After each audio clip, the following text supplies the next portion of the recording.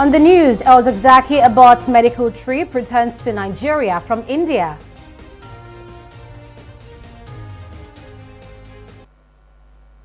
The tussle over the presidency might soon be coming to an end as the tribunal fixes a date to hear closing arguments.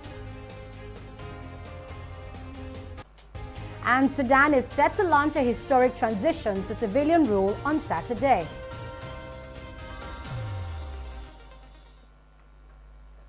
Hello and welcome. You're watching News Now on TV360 Nigeria. I am Anetta Felix. The leader of the Islamic movement in Nigeria, Ibrahim El-Zakzaky, has landed at the Nnamdi Azikiwe International Airport, Abuja, from India, cutting short his planned medical trip to the Asian country. El-Zakzaky and his wife Zinat arrived in Nigeria via Ethiopia Airline around 12:05 p.m.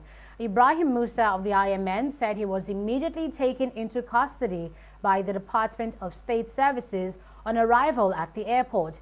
El-Zakzaky, who left for Medanta Hospital, New Delhi, India for medical treatment, alongside his wife Zinat on Monday, was allegedly forced to abort his treatment following alleged refusal of the hospital management to allow his preferred doctors to treat him. The religious leader, in a video released on Thursday, said he was given the option of having his treatment at the hospital or return to Nigeria. He stated that he was still discussing with his wife when unnamed officials returned to tell him to prepare for home. El-Zakzaky also complained that he was placed under heavy security, adding that he was not allowed to move around, but the federal government has denied the allegations.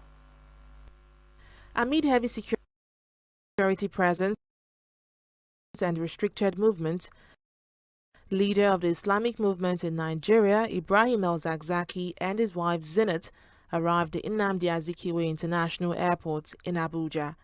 On touchdown, the couple were frisked away by operatives of the Department of State Services and retaken into custody. After weeks of back and forth, the Federal High Court in Kaduna granted El-Zakzaky's permission to travel to India for medical treatment, but the trip was short-lived. In an audio message released on Thursday, El-Zakzaky explains why he and his wife decided to return back to Nigeria. I have heard that the Nigerian authorities have issues with some statements, which are laced with lies. It is up to the people to agree with me or side with the government's version of the story. What we truly understood was they tried to take us to a different hospital because we chose this hospital. In fact, they scheduled the flight with their own private jet, saying they would take us to a hospital called Fortis.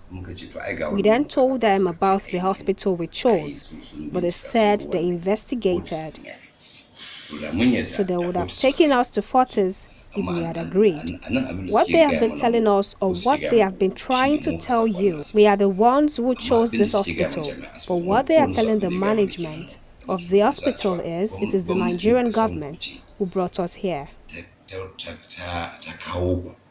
And it is asking the government of India to provide us with security, because it was bringing in some individuals who are being charged with treasonable offenses and they are suffering from unspecified ailments. So, according to them, they always have no ideas or reports of what we are suffering from. I told them what they were trying to ask us have already been identified by many doctors, including foreign doctors, and they believed we are suffering. They said their condition is every patient has to start the process from the beginning. It is like you have to come to the hospital because you have a bullet lodged in your body that needs to be removed, only told that you are suffering from unknown ailments, or you are suffering from lead poison or cadmium, only to be told nobody knows what is actually wrong with you, or that you have come for knee surgery and you are told that you have to undergo a checkup from the beginning, even though there exist records and information is provided by doctors about what you are really suffering from. Nevertheless, since we did not trust Fortis Hospital, they finally agreed with Mendata. It is when we arrived that they started these tricks. We told them we are here, but they said this was not what they were told. So we have to abide by their rules so long as we want to stay here. This is why we conclude we cannot get the cooperation we expected from the hospital. So a diplomatic staff from Nigerian High Commission came here and we held talk for hours. It was during the discussion that I told him about what we need, and that if we could not get a trusted place, we had better return home. Before the release of the video, the IMN held a press conference in Abuja where they accused the federal government of frustrating El-Zakzaki's medical leave. Sheikh Zakzaki himself, in an audio clip from the hospital, indicates that the security agents are colluding with foreign security agents believed to be working for the interest of American government there by violating the Nigerian court ruling. Earlier, even before the Sheikh arrived at the hospital, we gathered from competent source that officials of American embassy in India instructed management of the hospital not to admit the Sheikh there for treatment. The source added that even as the doctors were enthusiastically waiting to receive the Sheikh to save his life, the American secret agents have threatened the hospital officials not to go ahead to treat the Sheikh at the hospital. It is mandatory for the Nigerian government to immediately do the needful and allow Sheikh Zakzaki to see his doctors and shun all interest of any entity that doesn't care for the well-being of Nigeria and humanity at large. But the federal government in response dismissed the allegations, saying the IMN leader had ulterior motives and displayed unruly behavior since arriving in India. For the IMN leader back in the country, the question of what comes next remains unanswered. Fidelia Agoncha, TV360, Abuja. The People's Democratic Party and its presidential candidates in the 2019 election, Atiku Abubakar, have filed their final written addresses in which they explained how they were allegedly robbed of victory in the February 23, 2019 presidential election through wrongful computation in 11 states. The states, according to them, are Bauchi, Borno, Gombe, Jigawa, Kaduna, Kano, Katsina, Kebbi, Niger, Yobe, and Zamfara states.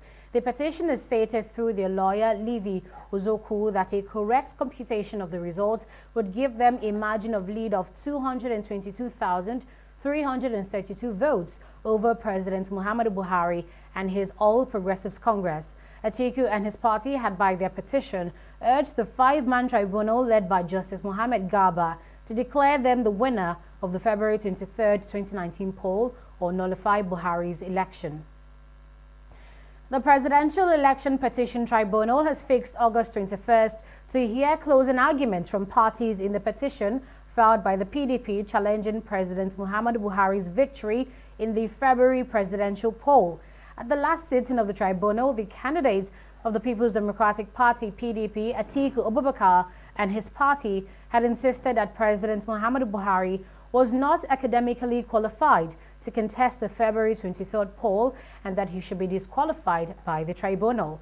On the issue of rigging and non-compliance with the Electoral Act, the petitioners stated that with the plethora of evidence tendered and witnesses called, they have been able to show to the tribunal that President Buhari's election was invalid. In their own address, President Buhari and the APC asked the tribunal to reject some of the testimonies from the witnesses called by the PDP. The PDP has so far called 62 witnesses, while the APC presented 7. An Abuja-based lawyer, Musa Babapaya, has filed an ex parte motion before a federal high court in Abuja seeking to stop President Muhammadu Buhari from inaugurating his ministers. Baba Panya filed the suit over the exclusion of a federal capital territory indigene among the 43 ministers. Baba Panya said the president's action was contrary to an appeal court judgment delivered on March 15, 2018. He said that the 43 confirmed ministerial appointees were now awaiting swearing in or inauguration, as the Federal Executive Council is incomplete, illegal, unconstitutional, null and void, and he claims that President Muhammadu Buhari stands in contempt of law and court for his refusal to comply with the tenor of the Abuja division of the Court of Appeal, which compels him to appoint an indigene of the FCT as Minister of the Federation. The applicants prayed the courts to grant an interim injunction restraining the president from inaugurating the confirmed ministers designate pending determination of the motion on notice. A federal high court in Abuja has given permission to the Independent Corrupt Practices and Other Related Offences Commission, ICPC, to freeze bank accounts owned by Abdulaziz Yari, former governor of Zamfara State. The court also granted the agency permission to freeze the accounts of companies linked to the former governor. Ruling on an ex parte motion filed by the ICPC on Friday, Justice Taiwo ordered that the former governor's accounts in Polaris and Zenith banks with funds in dollars and naira be frozen. The judge also ordered ICPC to publish the order in a national daily within 14 days, asking the affected parties to show cause why the funds should not be permanently forfeited to the federal government. The anti-graft agency had alleged that Yari and the companies received various funds belonging to the Zamfara state government through the accounts domiciled in the two commercial banks. According to the ICPC, one of the accounts has over $660,000, while the other contained 24.2 million naira. Yari is also being investigated by the Economic and Financial Crimes Commission, EFCC, over alleged fraud. Senate President Ahmed Lawan, alongside some other lawmakers, has visited President Muhammadu Buhari in Daura in celebration of the Eid al-Kabir festival. This visit is coming less than 24 hours after Lawan returned from Hajj in Saudi Arabia. Other lawmakers on the entourage include Deputy Senate President Abdullahi Yahaya, Deputy Whip Ajayi Borfis, and Minority Leader Einaya Abaribe, among others. Also on the Senate entourage were the three senators from Katsina State, Baba Keita, Abdullahi Rakia, and Melo Mandia. Buhari had left Abuja for Katsina last Thursday to celebrate Eid al-Kabir in his hometown of Daura. The Eid festival is celebrated on Sunday, and the federal government had declared last Monday and Tuesday as public holidays. At least 25 military and police personnel have been arrested in connection with the killing of 3 policemen and a civilian by soldiers in Taraba State. This is coming after the arrest of a kidnapped kingpin, Hamisu Adume, who was allegedly set free by the soldiers. The police personnel were said to be in collision with the kidnapped kingpin in his kidnapping business, which had reportedly fetched him millions of naira. The arrested police and military officers left for Taraba last night to defend their agencies. They will be appearing before the committee to give an account of what actually transpired on the day the IRT personnel were killed. One person has been killed and several others rendered homeless following a heavy downpour causing floods at Kari village in Darazo local government area of Bauchi State. Over 300 farmlands have also been destroyed by the flood. Chairman of the Caretaker Committee, Darazo local government area, Garau Adamu, disclosed this on Friday when he paid a sympathy visit to the residents of the area. Adamu, who was represented by the head of administration of the local government area, Ibrahim Mohammed, called on parents to stop their children from going to the rivers during the raining seasons because of the rising water level at the river. He also urged the state government to offer assistance to all affected persons. 3 former commissioners, 2 former local government chairmen, 3 directors general, and 12,000 562 party members have dumped the All Progressives Congress (APC) and defected to the ruling People's Democratic Party (PDP) in the state. The former commissioners who defected include Idris Keita, Abdul Qadir Ahmed, and Aliyu Safi, while the defecting former local government chairmen were Musa Safi and Sani Kantoma. The two former directors general who defected were Bashi Ganua and Saminu Alawali. The defectors explained that they decided to join the PDP as a result of the peace being enjoyed by their communities under Governor Bello Matawalle. They stated that the efforts by Matawalle in addressing the security challenges in the state within a short period of time was quite commendable, which they said needed the support of all well-meaning citizens for the sustenance of peace in the state. Matawalle, while receiving the defectors, thanks them for joining the PDP. 9 men accused of illegal dealing in petroleum products have been sentenced to 2 years imprisonment with an option of fine to the tune of 100,000 naira each. Justice A.T. Mohammed of the Federal High Court sitting in Port Harcourt, Rivers State, handed out the judgment on Thursday. The convicts were arraigned on Wednesday, August 14, 2019, by the Economic and Financial Crimes Commission (EFCC) Port Harcourt Zonal Office on one count separate charge bordering on illegal dealing in petroleum products. They all pleaded guilty when the charges were read to them. In view of their pleas, prosecuting counsels prayed the court to convict and sentence them accordingly. The judge also ordered that the petroleum products they were caught with should be forfeited to the federal government. You're still watching News Now on TV360 Nigeria. We'll be right back after this break. Corruption not in my country. Madam, no. These drugs are very scarce, so we don't have them here. Go to the next building. There's a paying pharmacy there. You buy it from there. The drugs I have on my list of prescription is what I am seeing here. Do you know the packets are empty or they're expired? I mean, go and buy drugs from the next pharmacy. You're here telling me my own job. Rubbish. Tell me another lie, because I was here yesterday when this new set of drugs were delivered here. Don't see the drugs, though. I didn't know I was on leave yesterday. Why you not tell me say that good for nothing, prognosing doctor? Now he said you come here. Hey, I heard that. Do you know how many lives you will save by giving out those drugs? Or do you know how many lives you are killing by holding those same drugs? You are the same set of people saying that government is corrupt. Government is corrupt. Now you are at your duty post. Are you not corrupt? You are sacked.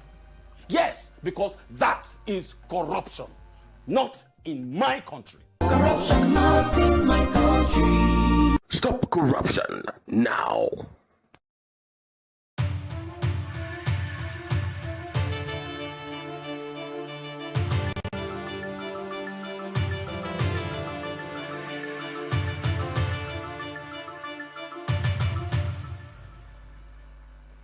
You're welcome back. So there's a report on the state of Nigeria's economy, and we have Fidelia Aguncha to tell us more. Well, thank you, Annetta. The Consumer Price Index, which measures inflation, increased by 11.08% year-on-year in July 2019. This is a 0.14 percentage points lower than the rate recorded in June 2019, which was 11.22%. On month-on-month basis, the headline index increased by 1.01% in July 2019. Now, this is 0.06% rate lower than the rate recorded in June 2019, which was 1.07%. The percentage change in the average composite CPI for the 12-month period ending July 2019 over the average of the CPI for the previous 12-month period was 11.29%. A British court has ordered an Irish firm, Process and Industrial Development Limited, PNID, to seize 20% in assets of Nigeria's foreign reserves amounting to $9 billion. Justice Butcher of the British Commercial Court gave the ruling on Friday. The case dates back to 2010 when Goodluck Jonathan was Nigeria's president. The Nigerian government under Jonathan had struck a deal with the Irish firm to supply gas to a processing plant built and run by PNID in Calabar. The agreement was for a 20-year deal, but the Nigerian government failed to keep to their own side. Today's decision means that the arbitration is converted into a legal judgment allowing PNID to attempt a seizure of the assets. The Department of Petroleum Resources, DPR, in Bayelsa State has sealed 9 petrol stations for various offenses, including expired licenses and the lack of basic operational equipment.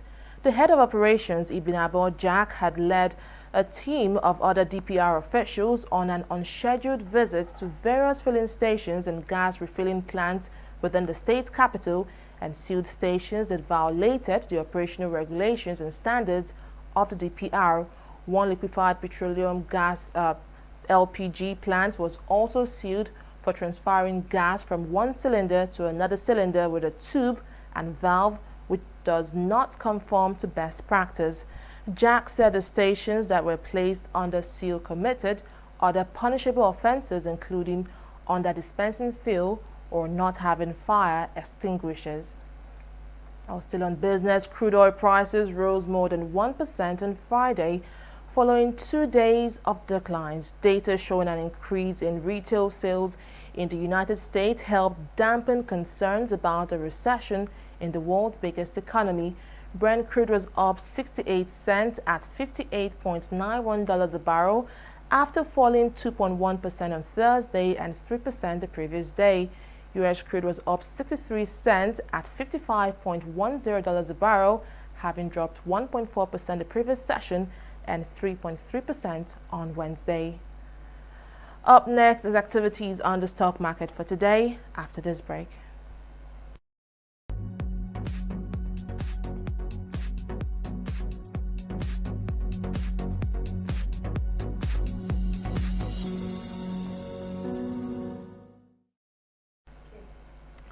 Well, the bears maintained their stronghold on the NSE throughout this week, with the market closing negative for the entire 3 days of trading.